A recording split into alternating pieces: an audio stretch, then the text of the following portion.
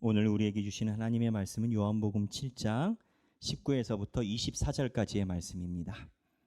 요한복음 7장 19에서부터 24절까지의 말씀입니다.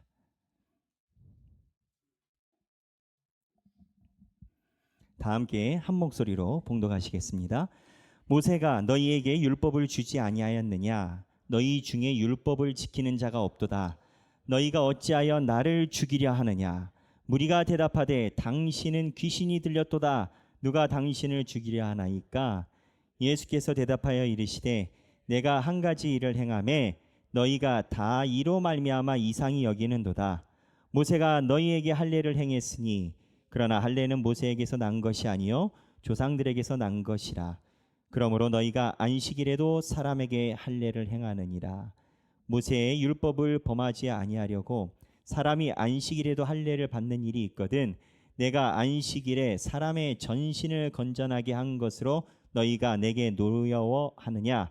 외모로 판단하지 말고 공의롭게 판단하라 하시니라. 아멘. 이 말씀은 살아계신 하나님의 말씀입니다. 예전부터 성경을 볼 때 조금 의아한 정서가 있었습니다. 예수님이 3년 동안 이곳에서 공생애라라는 사역의 시간을 보내셨어요. 실제로 예수님이 인간으로 오셨지 않습니까? 그래서 응애하고 영살, 그 다음에 12살에 성전에 올라가서 율법사들과 토론도 하셨다는 기록이 있고, 진짜로 예수님이 땅 하고 목회, 사역을 시작하신 게 30살이셨습니다. 그러면 궁금증, 몇 살에 하늘의 십자가에 돌아가셨을까요? 33살. 어떻게 하셨죠? 대단하십니다. 제가 안 알려드렸는데 33살에 돌아가셨어요. 근데 이 3년 동안에 일이 다 일어난 겁니다. 그런데 제가 의아했던 것은 마지막에 예수님이 3년 동안 사역하시다가 예루살렘에 마지막 들어가셨을 때 그때 민중의 문제가 일어나가지고 민중들이 예수를 죽이라라고 빌라도 앞에서 얘기를 합니다. 빌라도가 있고 헤롯이 있는데 빌라도가 사람들에게 물어보고 헤롯도 물어보는데 사람들이 예수를 죽이라라고 그래요. 어떻게 일주일 만에 그렇게 바뀔까? 3년 동안에 예수님에게 기적을 체험하고 5천 명이 떡을 먹었고 다른 복음서에 의하면 또 4천 명이 또 등장하고 최소 예수님의 손길을 거친 사람이 10,000명인데 마지막 예루살렘 성전에서 한 주 만에 뒤집혀졌어요, 여론이. 예전에는 이거를 그냥 마귀가 도모해서 한 주 만에 여론이 바뀌었구나라고 생각을 했어요. 그런데 한 주 만에 여론이 이렇게 뒤집힌다라는 것은 인간의 이성으로는 쉽지 않은 겁니다. 이 부분을 요한복음은 기록을 해놨어요. 무슨 얘기냐? 예수님이 사역을 시작할 때 초반부터 예수님에 대한 반파, 예수님을 대놓고 반대하려는 세력이 존재했다라는 걸 기록을 해요. 오늘 요한복음 7장은 구성상 오병이어 사건 다음에 일어난 게 요한복음 7장입니다. 신학자들이 추정하건대 이 7장은 예수님이 세례 받으신 지 1년쯤 지났을 때 연차로 미루어 짐작하고 있어요. 무엇을 얘기를 하느냐? 예수님이 몇 년 사역하셨댔죠? 3년 중에 첫 해에 일어난 일이에요. 그런데 7장에는 무엇을 요한복음은 이야기를 하고 있냐면 첫 해 예수님이 물이 변하여 포도주 만들고 이미 오병이어 사건이 일어났는데 예수님을 죽이려 하는 무리가 등장했다는 기록을 여기다 가지고 와요. 볼까요? 요한복음 7장 1절입니다. 다 함께 읽겠습니다. 요한복음 7장 1절 시작. 그 후에 예수께서 갈릴리에서 다니시고 유대에서 다니려 아니하심은 유대인들이 죽이려 함이러라. 유대인들이 예수를 어떻게 하려고 했다고요? 죽이려 한다고요. 살리려가 아니라 죽이려 한다고요. 그러면 유대인들이 죽이려 하는 시기가 예수님이 기적을 행하고 소위 초반에 굉장한 부흥과 집중을 받을 때입니다. 특이해요. 근데 요한복음은 그 다음부터 얘기를 해요. 2절에 유대인의 명절인 초막절이 가까운지라. 초막절은 유대인들이 지켜야 되는 3대 절기 중에 하나입니다. 그래서 우리 추석처럼 이 6월절, 칠칠절, 초막절 이 세 개는 예루살렘에 가서 예배를 드려야 돼요. 근데 예수님이 지금 예루살렘에 계시지 않고 자기 고향 갈릴리에 소위 은둔하고 계신 상태입니다. 이때 3절에 그 형제들이 예수께 이르되 당신이 행하는 일을 제자들도 보게 여기를 떠나 유대로 가소서. 스스로 나타내기를 구하면서 묻혀서 일하는 사람이 없나니 이 일을 행하려 하거든 자신을 세상에 나타내소서하니 5절에 이는 그 형제들까지도 예수를 믿지 아니함이러라. 형제들도 예수를 안 믿었다라는 거예요. 무엇 얘기를 하냐? 요한복음은 초반부터 예수 그리스도의 기적과 상관없이 안 믿는 반파가 있었다라는 겁니다. 그래서 예수님이 돌아가실 때 갑자기 예수를 따르던 사람들이 돌변한 것도 있지만 잠재되어 있던 반파가 마지막 일주일 때 큰 힘을 낸 거예요. 이 반파에 대한 기록, 이 정서에 대한 기록이 예수님이 7장 상반부에서 이제 내일부터 이 본문이 들어갑니다. 말씀을요. 들어갔을 때 10절에 예수님이 몰래 예루살렘에 올라가야 되니까 절기를 지켜야 되니까 이때 예루살렘 성전에 있던 사람들의 정서를 기록을 해놨어요. 10절에 보면 예루살렘이 지금으로 따지면 수도입니다. 수도의 명절에 많은 사람이 모였어요. 많은 사람이 모였는데 10절 읽겠습니다.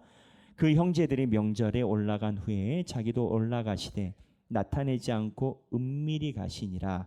11절 유월절 중에 유대인들이 예수를 찾으면서 그가 어디 있느냐 하고 유대인들이 누구를 찾았다고요? 예수를 찾았다. 그럼 예수의 존재를 알았다 몰랐다? 알았다. 예수님이 없으니까 찾은 거고 예수를 찾게 된 이유는 1년 동안 예수님에 대한 소문을 다 들은 겁니다. 지금으로 비유하면 저는 어제 알았네요. 4월에 국회의원 선거 있다면서요. 뭘 저를 문자가 많이 오고 막 인사를 하고 안녕하십니까 전화도 오고 내가 정치 출마하는 왜 4월에 선거 있다고 하더라고요.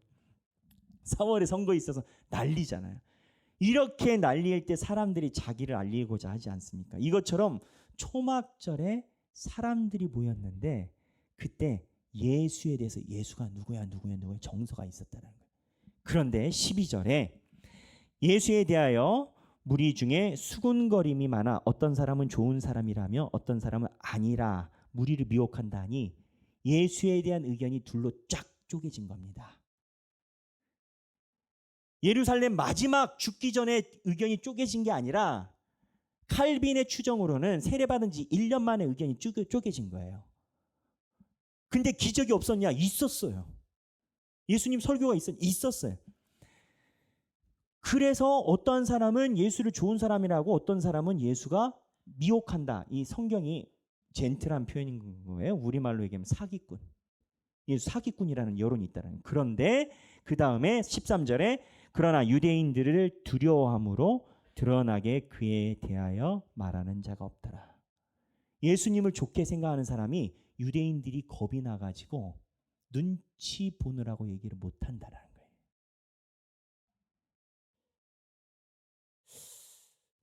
이때부터 민심의 나눔의 현상이 있었어요. 예수에 대해서 비방하는 자하고 예수를 좋아하는 자의 딱 갈라짐이 초반부터 있었다라고 요한복음은 기록해 놓습니다. 다른 데는 기록해 놓지 않아요. 이게 왜 문제냐? 나중에 보면 결국 씨에 대한 이야기를 할 건데 하나님의 씨에 대한 문제인 겁니다. 그런데 한번 생각해 보세요. 예수가 나타났어요. 예수가 마음에 안 들어요. 그러면 예수를 깎아내려야 되지 않겠습니까? 어떻게 깎아내릴 수 있을까요? 사실 사람들은 관계에서 명분이 매우 중요합니다.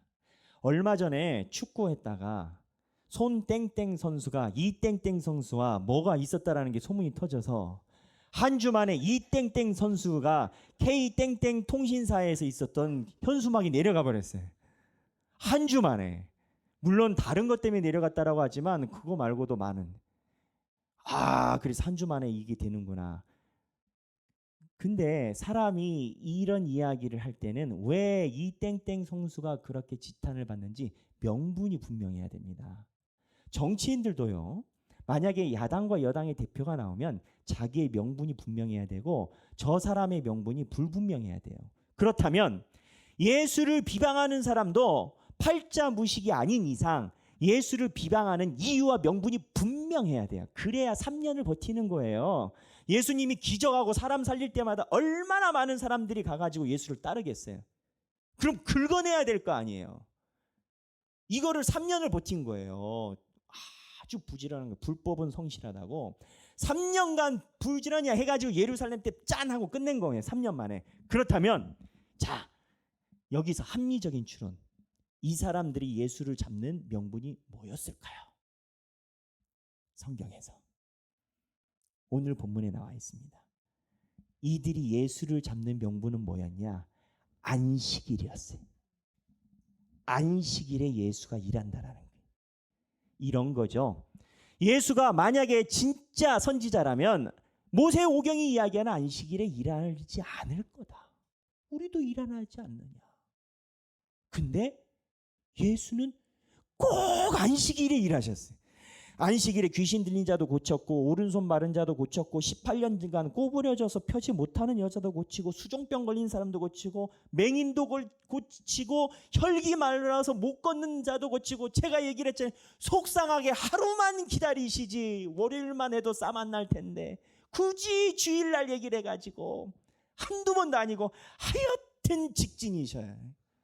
하여튼 직진이야 예수님이. 근데 예수님이 왜? 안식일이 문제였기 때문에 예수님이 하고 싶은 게 있어요. 그래서 예수를 잡으려는 사람이 명분이 뭐였냐? 예수가 안식일에 일하는 것은 율법을 어기는 것, 저건 선지자가 아니다. 이 명분으로 3년을 버틴 거예요. 근데 이 명분을 예수님이 정확하게 논리적으로 반박을 하십니다. 예수님도 할 말 다 하셨어요. 그 반박을 어디서 하셨냐? 오늘 본문에서 얘기를 하셨어요. 이 안식일을 자꾸 걸어대니까 예수님이 자 그럼 목사님 오늘 본문 어디서 얘기를 했을까요? 자 우리 한국교회 개혁개정의 특징이 있죠. 읽어도 무슨 소리인지 잘 몰라. 우리 성경의 특징. 그래서 22 자 보겠습니다. 21절부터 읽을게요. 예수께서 대답하여 이르시되 내가 한 가지 일을 행하매 너희가 다 이로 말미암아 이상히 여기는도다. 모세가 너희에게 22절 모세가 너희에게 할례를 행했으니 그러나 할례는 모세에게서 난 것이 아니요 조상들에게서 난 것이라. 그러므로 너희가 안식일에도 사람에게 할례를 행하느니라. 무슨 얘기냐? 너희가 안식일 그렇게 중요하다라고 생각하지. 그런데 너희 할례 안식일 날 하잖아. 할례가 뭐예요? 이스라엘 백성들은 아들을 낳으면 하나님의 자녀라는 징표를 8일 만에 우리말로 얘기하면 포경수술을 하게 돼 있습니다. 8일째 해야 돼요. 8일째. 날짜를 지켜야 돼. 8일 만에. 그러면 더하기 빼기예요. 토요일 날 아이가 태어났어요. 그럼 할례 날짜는 무슨 요일인가요? 일요일. 아, 대단하세요. 명문 초등학교 나오신 것 같아요. 우리 권사님은 국민학교, 명문 국민학교. 토요일 날 아이가 태어나면 유대인들이 8일 날 할례를 했어요. 예수님이 이야기를 하는 건 이건 거예요. 야, 일요일 날 아무것도 안 해야 된다면서. 근데 너희는 왜 할례하니? 그리고 가로쳐놨어요. 여기 보면은 그러나 할례는 모세에게서 난 것이 아니요 조상들에게서 난 것이라. 요한복음을 서술한 사람은 이 할례가 모세 오경보다 미치라라고 얘기를 해요. 그런데 너희가 모세 오경보다도 미친 행동을 안식일에는 왜 하냐라는 거예요. 너희들이 가지고 있는 안식일 주장 대의 명분에 이미 자가당착이 있다라는 거예요. 앞뒤가 안 맞다라는 거예요. 그리고 예수님이 뭐라고 얘기를 하냐면 23절을 읽겠습니다. 모세의 율법을 범하지 아니하려고 사람이 안식일에 할례를 받는 일이 있거든 내가 안식일에 사람의 전신을 건전하게 한 것으로 너희가 내게 노여하느냐. 그 사람들이 이야기한 것은 할례가 사람을 깨끗하게 하기 때문에 매우 중요하게 한다라는 거예요. 근데 한 파트잖아요. 남성의 한 파트잖아요. 그래서 유명한 랍비, 기독교 랍비인 엘리자르는 248개의 부위로 이루어진 인간의 몸에서 한 부위만 관여하는 할례가 안식일을 이기는 상황이라면 온몸을 치료하는 예수님의 행위는 안식일을 몇 번 이기고도 남아야 앞뒤가 맞는 거다. 이렇게 논리적으로 반박을 하는 거예요. 근데 예수님이 이거를 보고 마지막이 중요합니다. 24절 다 함께 읽겠습니다. 외모로 판단하지 말고 공의롭게 판단을 하시니라. 예수님이 이 상황에서 외모와 공의를 얘기를 하세요. 외모와 공의가 뭘까요, 여러분? 이 본문에서 이야기하는 외모와 공의는 명확합니다. 외모는 뭐냐? 지금 유대인들이 예수를 반대하는 사람들은 예수 그리스도를 모르는 게 아니에요. 식자계층이에요. 예수님의 말씀과 복음과 기적을 다 알아요. 근데 왜 반대해요? 자기가 생각하는 믿음을 예수가 해주지 않기 때문인 거예요. 오병이어 사건이 일어났을 때 내가 당신 왕 만들어 줄 테니 내 얘기 들어 하는데 안 들어줘요. 이게 외모예요. 그럼 공의는 뭐예요? 공의는 하나님의 말씀의 씨에 집중을 해야 된다는 거예요. 여기 보면 미묘하게 두 개가 부딪히고 있습니다. 가치 판단이. 하나는 자기들이 생각하는 신앙을 이루고 싶은 가치 판단이 하나가 있어요. 안식일. 그런데 다른 가치 판단은 예수님이 이야기하는 것은 하나님의 진리. 결국은 뿌리의 싸움이에요. 그 밑에 나무의 뿌리가 뭐냐라는 건 거예요. 예수님이 요한복음은 지속적으로 얘기를 합니다. 요한복음은 1장 5절에 나오지만 어둠에 빛이 왔는데 어둠이 빛을 알아보지 못한다라는 거예요. 예수 믿는다라는 것은 하나님이 씨를 줘야 가능해요. 선물로 선택한 자가 가능해요. 그런데 이 씨가 있는지 없는지 뭘로 보고 아느냐? 본인의 실천과 결과로 아는데 유대인들이 예수를 따르면서 믿는다라고 얘기를 하지만 자기네들이 하나님의 율법을 가지고 있다라고 생각하지만 예수님이 얘기하는 외모가 뭐냐? 너희들은 하나님의 율법을 가지고 니들이 원하는 산을 만들려고 하는 건.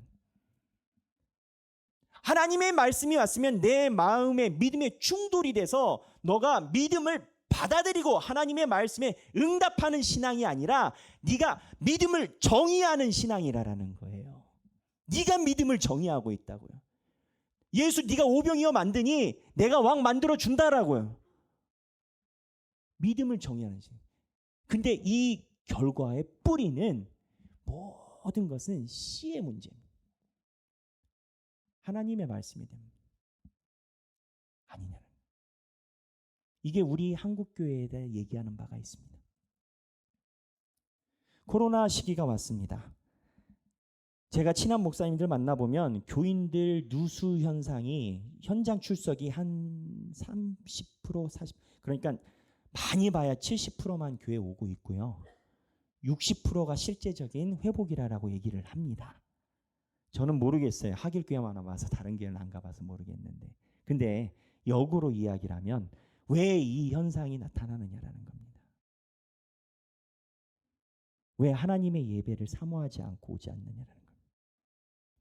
언제부턴가 하나님을 믿는 게 하나의 거칠애나 내 도덕처럼 돼버린 겁니다.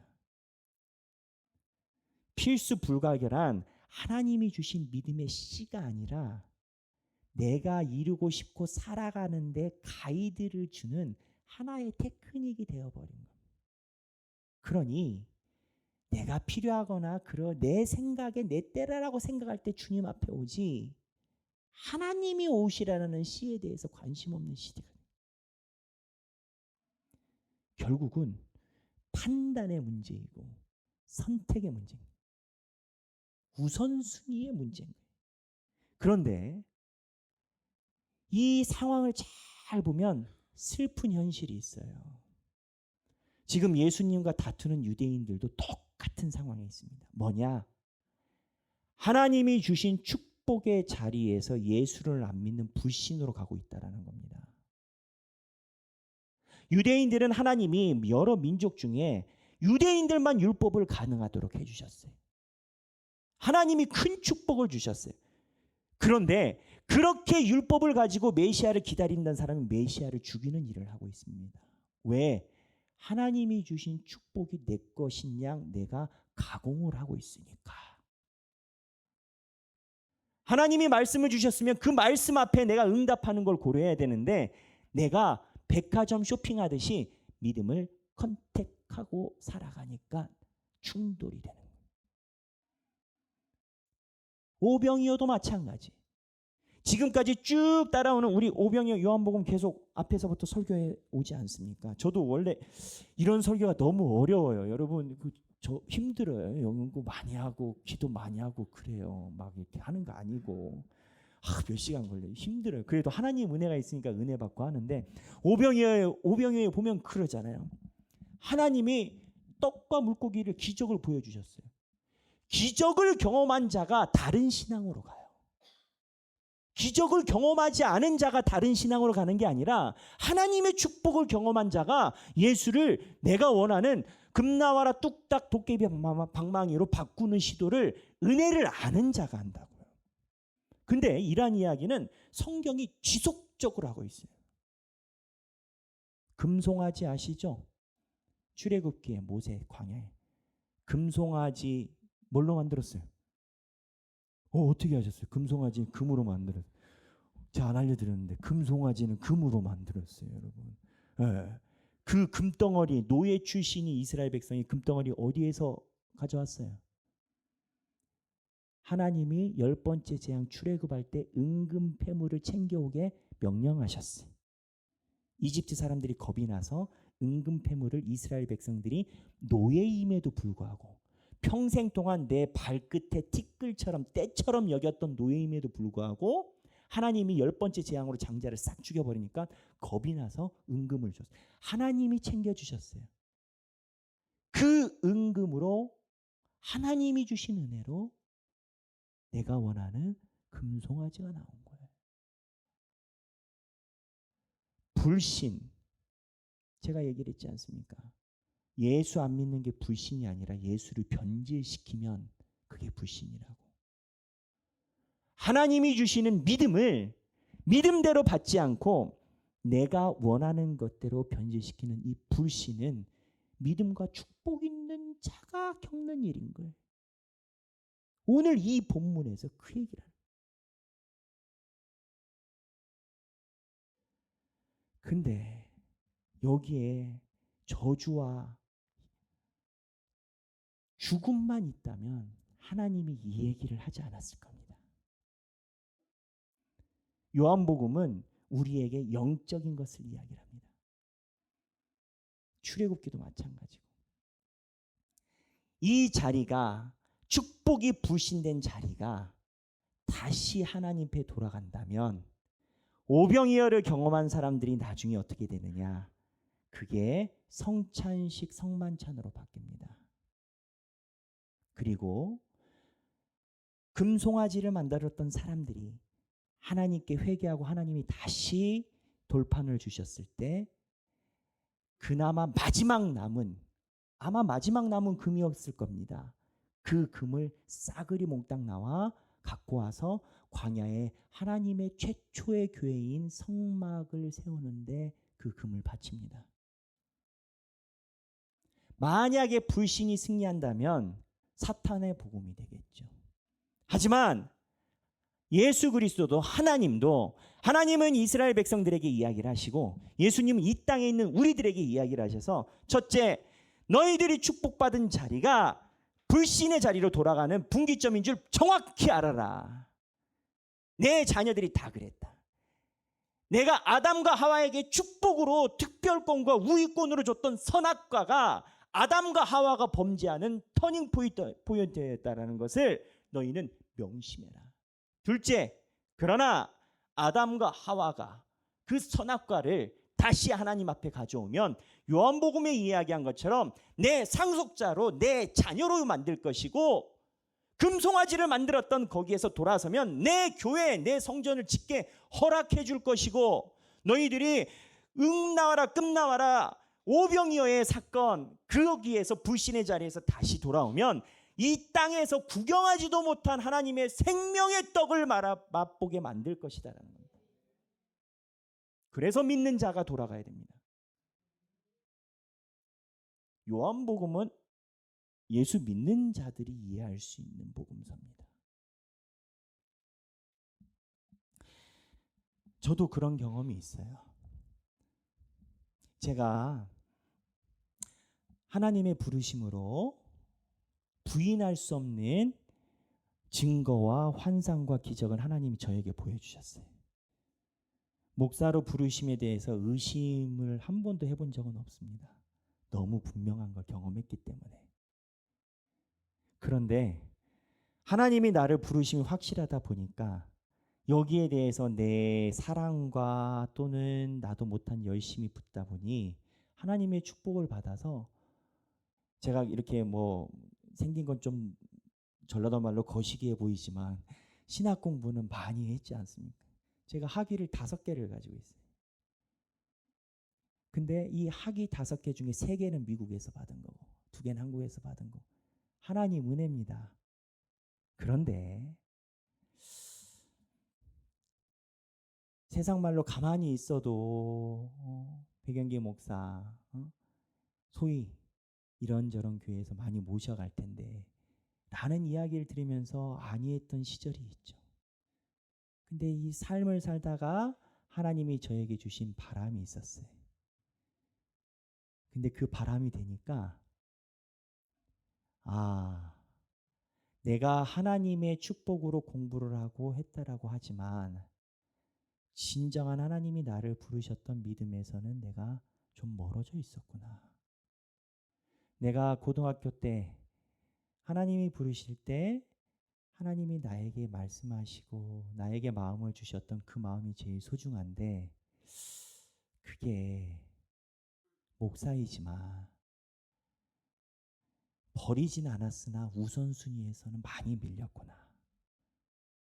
그 생각을 많이 하게 됐어요. 그래서 다시 이 말씀을 잡으니까 말씀을 볼 때마다 얼마나 행복한지 몰라요. 스트레스를 이기는 건 성경입니다. 진짜예요, 여러분. 진짜예요. 스트레스를 이기는 건 성경이에요. 네. 세상에서 힘드시죠? 말씀에 깊이 빠져보세요. 동네가 달라져요. 동네가 달라져요. 우리가 불신의 자리에서 다시 축복의 자리로 올 줄로 믿습니다. 한국교회가 수없이 많은 부흥과 축복을 받았다라고 세계에서 극찬합니다. 그 축복이 한국교회를 망하게 합니다. 교회를 손댄 우리의 정성이 불신의 자리를 갈 수 있다는 것을 우리는 기억해야 됩니다. 내가 믿음의 징표가 있기 때문에 하나님 앞에 예배를 드리지만 언젠가부터는 내가 만났던 예수님이 문화센터나 또는 동아리나 내 취미 활동과 비슷한 수준으로 전락해버린 건 아닌지 한 번쯤 그 축복의 자리를 살펴봐야 돼요. 저희 선배 어머니 할머니 때는 그런 얘기 많이 들었어요. 먹을 게 너무 없어서 힘들었다. 그때도 하나님께 가져다 드리려고 쌀을 한 톨씩 밥할 때마다 세놨고 그 쌀을 묶어서 하나님의 전에 헌금으로 가져. 그게 뭐였어요? 성미. 먹을 거 없던 시절에도 하나님이 나에게 우선순위였다라고 얘기해요. 새벽 기도나 또는 교회 자리가 있으면 만사를 지키고 우는 아이를 등에다 짊어지고 우리 하길교에서 봐서 너무 좋은 그림인데 아이를 짊어지고 하나님의 교회와 예배와 말씀을 사모해서 다른 게 문제가 아니라 그게 우선순위여야 되는 우리 모든 하길교회가 하나님 앞에 다시 한국교회를 세우고 다시 일으켜 세우는 기둥으로 쓰임받을 줄 주님의 이름으로 축원합니다. 함께 찬양하기를 원합니다. 예배 전에 같이 배웠던 찬양이에요. 이 찬양이 다시 일어나라는 찬양이에요. 저는 언제나 그렇지 않습니까? 하나님이 설교 말씀을 주세요. 사실은 성경을 보다 보면 여러 말씀을 하나님이 마음에 주세요. 저는 설교가 막 하고 싶다니까요. 성경을 보니까 하고 싶은데 그 중에 하나님께 기도해서 하나님 이렇게 기도해서 그래서 이제 뭐 변이지만 토요일 날 밤 12시에 본문이 나와요. 그래서 그런데 하나님 이 말씀을 어떻게 제가 찬양을 해야 될까 할 때 제가 모르던 찬양입니다. 모르던 찬양인데 우연히 접하게 됐어요. 지난번에 저희 교회 방문했던 위로부의 박은총 전도사가 썼던 가사더라고요. 근데 가사가 너무 마음에 와닿는 게 그래요. 내 마음의 복음이 흥했던 곳에서 하나님이 나에게 복음으로 축복을 주셨던 곳에서 다시 아버지를 만나고 저도 모태신앙입니다. 모태신앙이 아버지를 다시 만나 주님 내 마음의 연약한 눈물의 끝에서 또 나를 반겨주시네. 연약한 눈물의 끝이 뭔지 아십니까? 여러분 하나님이 오병이어로 주신 축복이 그대로 가게 놔두지 않으세요. 브레이크를 거세요. 힘들어진다고요. 바람이 온다고요. 축복이었는데 근데 그때 무엇을 알게 되냐면 없었던 건 아니에요. 있었는데 내가 가느다랗게 가지고 있던 게 있어. 그게 바람이 불 때 눈에 들어와요. 그게 뭐냐? 하나님이 나를 부르셨던 부르심과 말씀. 없었던 게 아니에요. 내가 축복 속에 있으니까 당연히 그런 줄 알고 내 안에 굴러갔었는데 문제는 뭐냐? 내 안에 안방이 아니라 사랑채 구석에 있었던 거예요. 그게 그 바람이 불 때 다시 이거를 다시 회복해 하시고 우리는 뭐 해야 되는 다시 일어나 주를 예배하길 바라고 주님의 기쁨이 되길 바라고 이러한 삶의 고백이 되기를 축원합니다. 오늘 처음 배우는 찬양이라 우리 김정호 성도님이 먼저 불러주시고 같이 찬양하도록 하겠습니다.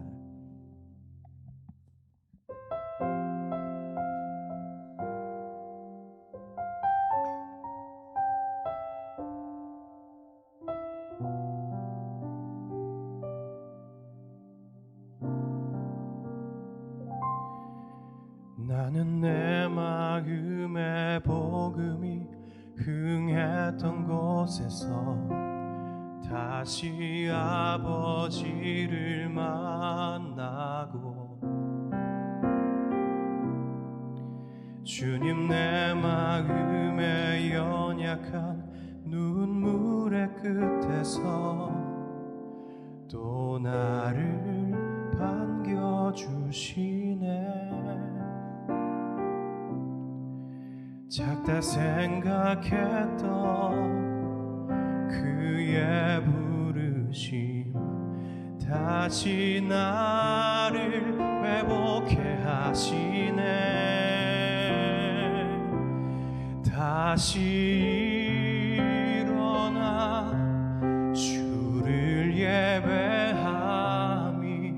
내 모든 기쁨이 되리.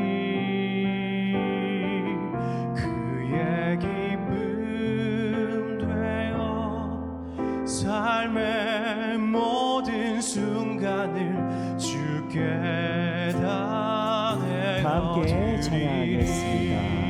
나는 내 마음의 복음이 흥했던 곳에서 다시 아버지를 만나고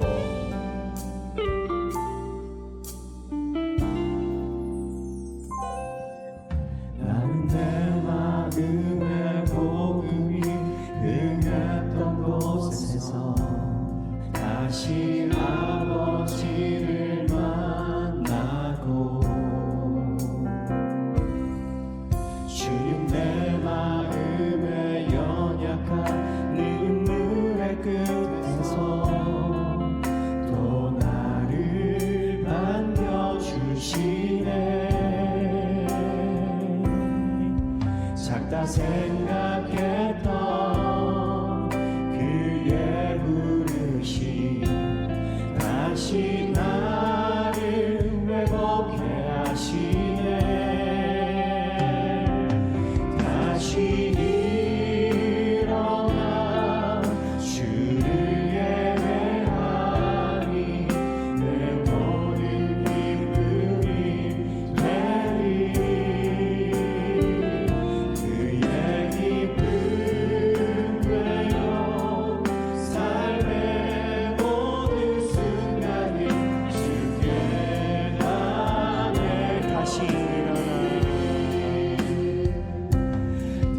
다시 일어나 주를 예배하니 내 모든 기쁨이 되리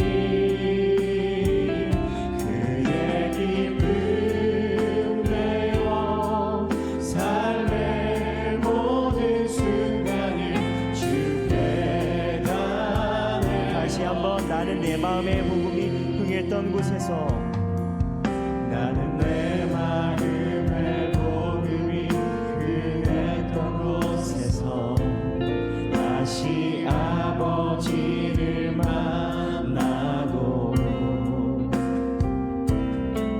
주님 내 마음의 연약한 눈물의 끝에서 또 나를 반겨주시네 작다 생각했던 그의 부르심 작다 생각했던 그의 부르심 다시 나를 회복해 다시 나를 회복해 하시네 다시 일어나 다시 일어나 주를 예배하니 내 모든 기쁨이 되리 그의 기쁨 되어 삶의 모든 순간을 주께 다 다시 일어나 주를 예배하니 다시 일어나 주를 예배하니 내 모든 기쁨이 되리 그의 기쁨 되어 삶의 모든 순간을 주께 다시 일어나 주께 예배하니 다시 일어나 주를 예배하니 내 모든 기쁨이 되리 그의 기쁨 되어 삶의 모든 순간을 주께 다 내어 다시 일어나 주를 예배하니 다시 일어나 주를 예배하니 내 모든 기쁨이 되리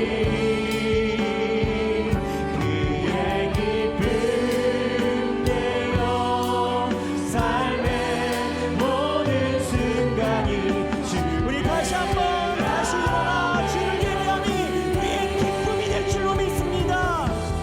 다시 일어나 주를 예배하니 내 모든 기쁨이 되리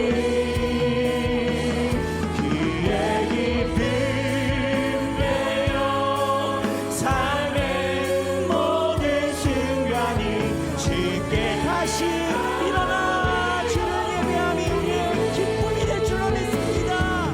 다시 일어나 주를 예배하니 내 모든 기쁨이 되리 그의 기쁨 되어 삶의 모든 순간이 주 다시 일어나 주를 예배하니 내 삶의 기쁨이 되리라. 다시 일어나 주를 예배하니 내 모든 기쁨이 되리 그의 기쁨 되어 삶의 모든 순간을 주께 제가 기도드리겠습니다.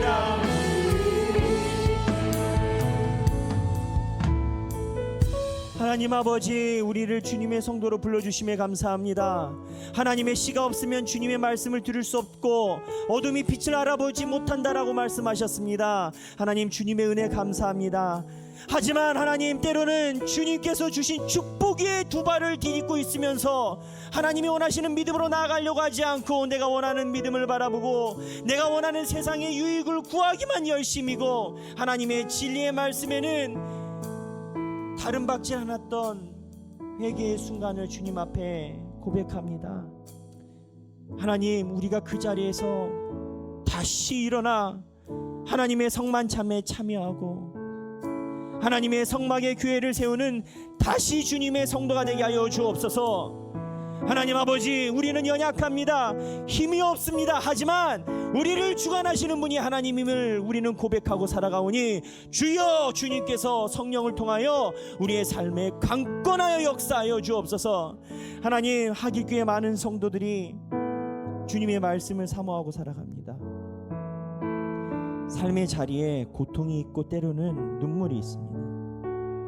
그러나 그 자리에서 다시 일어나 하나님의 이름을 송축할 수 있는 은혜를 허락하여 주옵소서. 우리는 미약하지만 하나님이 볼 때 너무나 사랑스러운 성도의 무리가 되게 하여 주옵소서. 주님의 은혜를 구합니다. 이제는 우리 주 예수 그리스도의 은혜와 하나님 아버지의 극진하신 사랑과 성령님의 감동감화 교통하심이 내 신앙의 자리에서 다시 일어나 주님께서 작게만 부르셨다라고 생각했던 그 부르심을 붙잡고 살아가기 원하는 사랑하는 모든 주님의 백성들 머리 위에 지금으로부터 영원토록 함께 계시길 성부와 성자와 성령의 이름으로 간절히 축원하옵나이다.